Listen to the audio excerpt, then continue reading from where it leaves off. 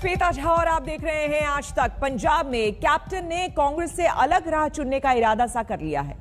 उनकी वापसी अब मुश्किल लगती है। ऐसे में कांग्रेस ने भी उनके खिलाफ फ्रंट फुट पर आकर खेलना शुरू कर दिया है। पंजाब के प्रभारी हरीश रावत ने कैप्टन पर ताबड़तोड़ आरोप लगाए।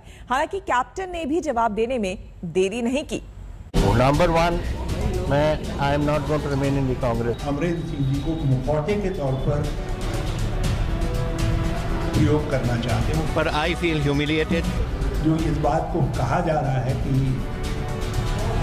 उनका ह्यूमिलिएशन होगा कि पार्टी ने उन्हें हमेशा सम्मान दिया।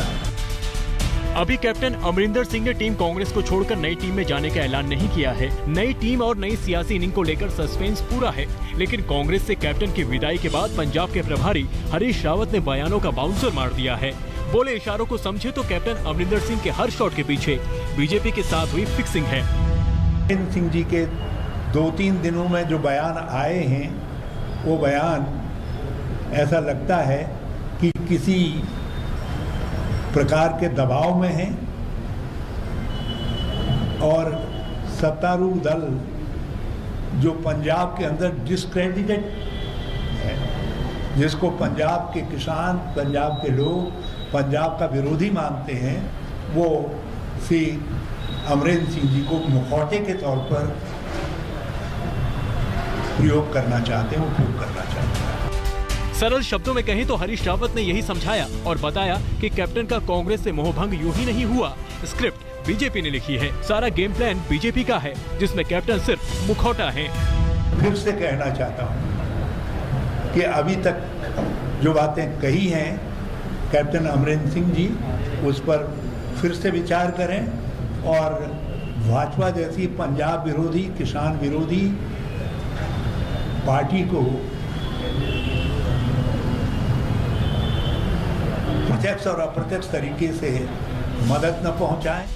हरीश रावत ने सिर्फ कैप्टन पर निशाना नहीं साधा, इस्तीफा देकर खलबली मचाने वाले नवजोत सिंह सिद्धू पर भी बड़ा बयान दिया। कहा कैप्टन आज बीजेपी के हाथों की कठपुतली बन चुके हैं, तो सिद्धू ने अपने फैसले से अपनी साख पर बट्टा लगा दिया है। आज सिद्धू बैकफुट पर हैं और दिल्ली दरबार में भाव नहीं मिलने से लाइन पर आ चुके हैं। एक दिन पहले मुख्यमंत्री चरणजीत सिंह चन्नी के साथ 1-to-1 उनकी मीटिंग हुई। चन्नी ने सिद्धू को सुलह का फॉर्मूला बता दिया है। अब गेंद सिद्धू के पाले में है। माना जा रहा है कि वो मान भी जाएंगे। आज चन्नी दिल्ली में हैं। उनके दिल्ली दौरे का मतलब भी सिद्धू समझ रहे हैं। वहीं दूसरी तरफ कैप्टन अमरिंदर अपने 2 हफ्ते में अपनी नई पारी का ऐलान कर सकते हैं। पंजाब की सियासी पिक्चर को समझे तो चुनाव से पहले आज कांग्रेस का संकट सिर्फ विरोधी पार्टियां ही नहीं, बल्कि सेल्फ गोल करने वाले नेता भी हैं। चंडीगढ़ से मंजीत सिंह सहगल के साथ सत्येंद्र चौहान, आज तक ब्यूरो। जंतर मंतर पर धरने की इजाजत मांग रहे एक किसान संगठन को सुप्रीम कोर्ट ने जमकर फटकार लगाई है। सुप्रीम कोर्ट ने किसान संगठन से तीखे सवाल पूछे।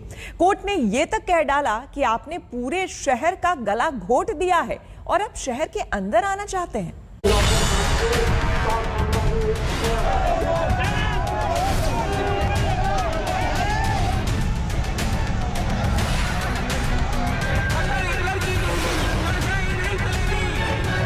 हरियाणा के झज्जर में बीच हाईवे पर पुतला दहन कार्यक्रम का आयोजन करते किसान प्रदर्शनकारियों से पुलिस प्रशासन की सीधी भिड़ंत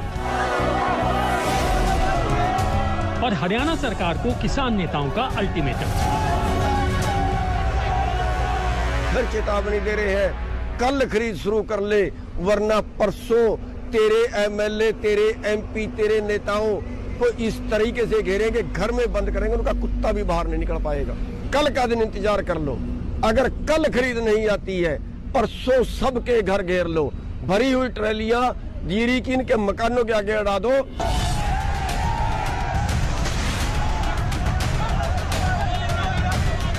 यह आज की तस्वीर है जो पिछले 1 साल से देश के अलग अलग राजमार्गों और दिल्ली की सीमाओं पर कई बार बनी है, बिगड़ी है।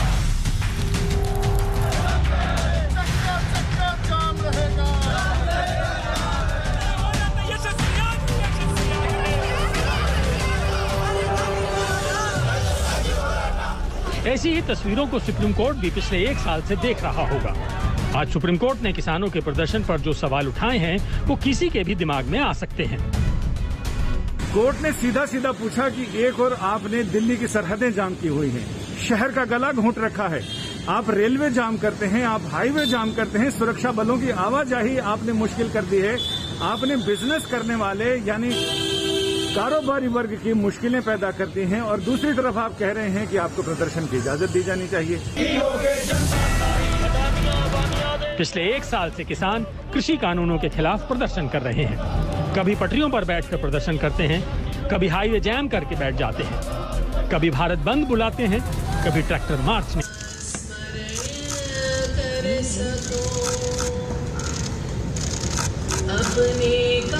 सीधी तस्वीरें आपको राजघाट की दिखा रहे हैं, जहां आज बापू को श्रद्धांजलि श्रद्धासुमन अर्पित करने के लिए प्रधानमंत्री मोदी यहां पर पहुंचे हैं। आज का दिन पूरे विश्व में अहिंसा दिवस के रूप में मनाया जाता है। ऐसे में राजघाट में प्रधानमंत्री पहुंचे हैं और तमाम बड़े नेता यहां पर पहुंचे हैं राष्ट्रपिता महात्मा गांधी को श्रद्धासुमन अर्पित करने के लिए।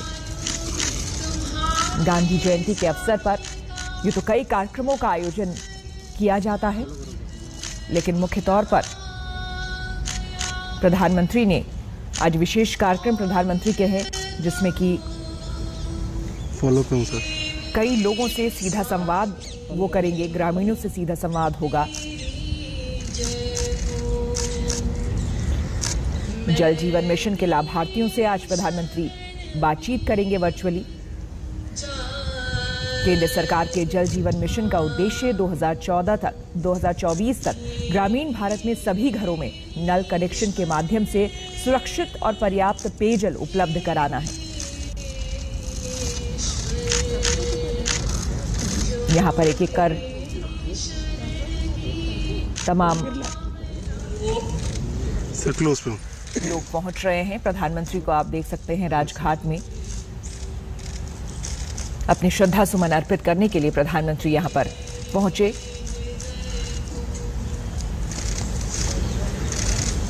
गांधी जयंती के अवसर पर गुजरात के 14,250 ग्राम पंचायतों में से प्रत्येक में दिन में 10 से 11 बजे के बीच बताया जा रहा है कि एक ग्राम सभा आयोजित की जाएगी और सभी ग्राम सभाओं में पिंपली के निवासियों के साथ प्रधानमंत्री की बातचीत का सीधा प्रसारण भी यहां पर दिखाया जाएगा। इस बीच ये तस्वीरें राजघाट की। सोनिया गांधी भी यहां पर पहुंची राष्ट्रपिता को श्रद्धा सुमन अर्पित करने के लिए। हर राज्य अपने अपने तौर पर आज के दिन कई कार्यक्रम रखता है, लेकिन इन तमाम तस्वीरों के बीच गांधी जी खुद अपना जन्मदिन कैसे मनाते थे, इस पर जब जाना तो जो बात सामने आई, जो कहा जाता है कि गांधी जी खुद इस दिन पूरे दिन मौन व्रत रखते थे, चरखा चलाते थे और कुछ इसी तरह से वो अपना जन्मदिन मनाते थे। लेकिन पूरा विश्व अब गांधी जयंती मनाता है। आज के दिन को विशेष तौर पर 15 जून 2007 को संयुक्त राष्ट्र महासभा द्वारा 2 अक्टूबर को अंतर्राष्ट्रीय अहिंसा दिवस के रूप में घोषित भी किया गया। भारत में गांधी जयंती प्रार्थना सभाओं और राजघाट में आप देख सकते हैं कि तमाम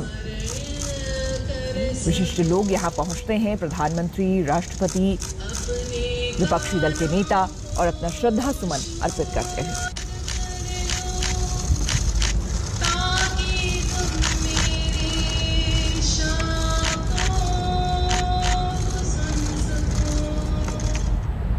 आगे बढ़ते हैं। दशहरा आने वाला है, दिवाली आने वाली है, त्योहारों का मौसम शुरू होने वाला है। क्या महंगाई का सीजन भी आ चुका है? तेल के दाम बढ़ने लगे हैं, सीएनजी, पीएनजी के दाम बढ़ गए हैं। लेकिन सवाल है कि कच्चा तेल महंगा हो तो जितनी तेजी से दाम तेल कंपनियां बढ़ाती हैं, क्या उतनी ही तेजी से कच्चा तेल अगर सस्ता हो तो महंगाई से राहत देती है?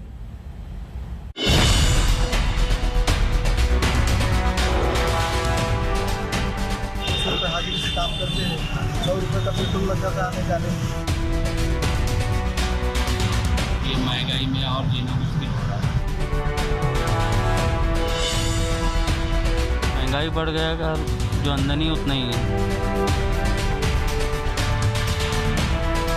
सरकार से कुछ चाहिए कि इसका कुछ डिसाइड करे, देखे।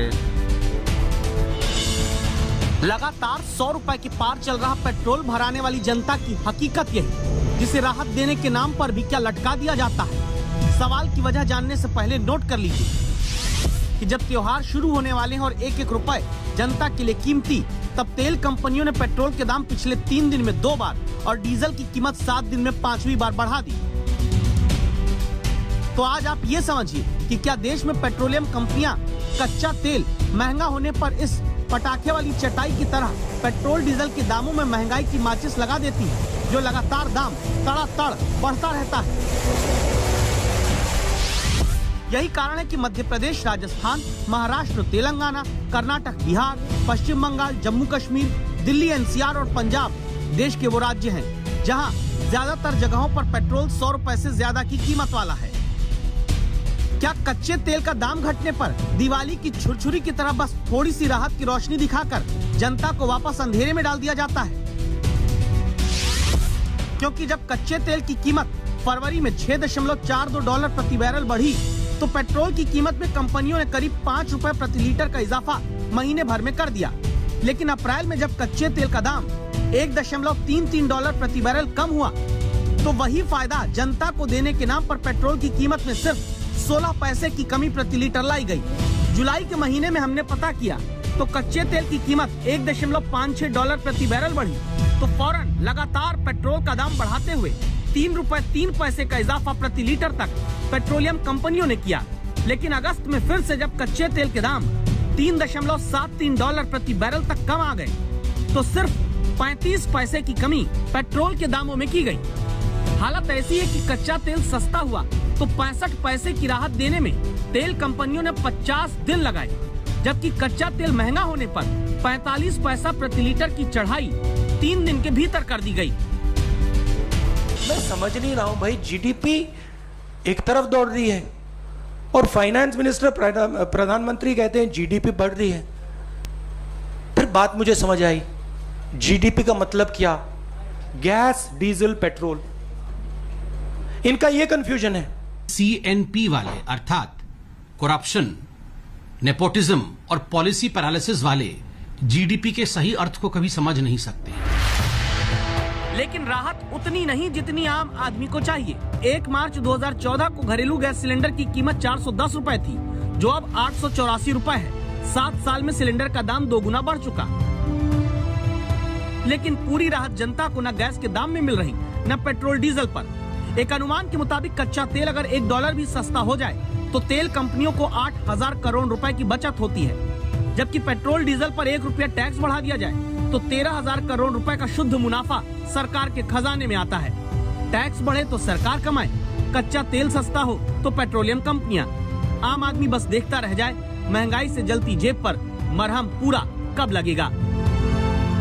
आज तक ब्यूरो। हम रुकेंगे यहाँ पर एक छोटे से ब्रेक के लिए। बने रहे हमारे साथ, देखते रहिए आज तक। प्रधानमंत्री नरेंद्र मोदी ने दुबई एक्सपो 2020 में इंडिया पवेलियन का उद्घाटन किया। दुनिया के सबसे बड़े व्यापार मेले के जरिए उन्होंने भारत में निवेश आकर्षित करने की कोशिश की। व्यापार मेले में भारत की व्यापारिक और सांस्कृतिक झलकियां दिखाई गई। दुबई एक्सपो में जब इंडिया पवेलियन का उद्घाटन हुआ तो वहां पर वाणिज्य और उद्योग मंत्री पीयूष गोयल मौजूद थे। मौका भी था और दस्तूर भी। दुबई एक्सपो के जरिए प्रधानमंत्री नरेंद्र मोदी ने दुनिया को भारत में निवेश का न्योता दिया है। India is a land of opportunities, be it in the field of arts और कॉमर्स, इंडस्ट्री और academia. There is opportunity to discover, opportunity to partner, opportunity to progress. Come to India and explore these opportunities. Dubai expo में दुनिया के सामने नए भारत की तस्वीर रखी गई है। इसमें भारत की स्वतंत्रता के 75 वर्ष के समारोह अमृत महोत्सव की झलक भी है। वैसे तो भारत की तमाम बड़ी कंपनियां दुबई एक्सपो का हिस्सा बन रही हैं, लेकिन वहां हिस्सा ले रहे उत्तर प्रदेश राज्य की राम मंदिर और वाराणसी के घाटों की प्रदर्शनी भारत की संस्कृति के दर्शन करा रही है। The mindset of India is being reflected in that pavilion. It's totally technological, digital. The facade is something unique. I'm sure you like it today evening. So it's a marvel what India is, and we're able to demonstrate marvelous India at the pavilion. It will show the opportunities that India offers. It will show the open government, transparency, government with high standards of ethics. Dubai expo 2020 को corona की वजह से एक साल लटकना पड़ा है, लेकिन देर आए दुरुस्त आए। कोरोना काल में व्यापार और निवेश को बढ़ावा देने वाला ये दुनिया का पहला ऐसा बड़ा इवेंट है जिसमें लोगों की भागीदारी की खुली छूट मिली है। दुबई एक्सपो में तकरीबन 200 देशों के लोगों के आने की उम्मीद है। 2015 के इटली के मिलान एक्सपो की तर्ज पर हो रहे दुबई एक्सपो को आयोजित करने की लागत 6.8 अरब अमेरिकी डॉलर है। आज तक ब्यूरो। हम रुकेंगे यहाँ पर एक छोटे से ब्रेक के लिए, बने रहे हमारे साथ, देखते रहिए आज तक।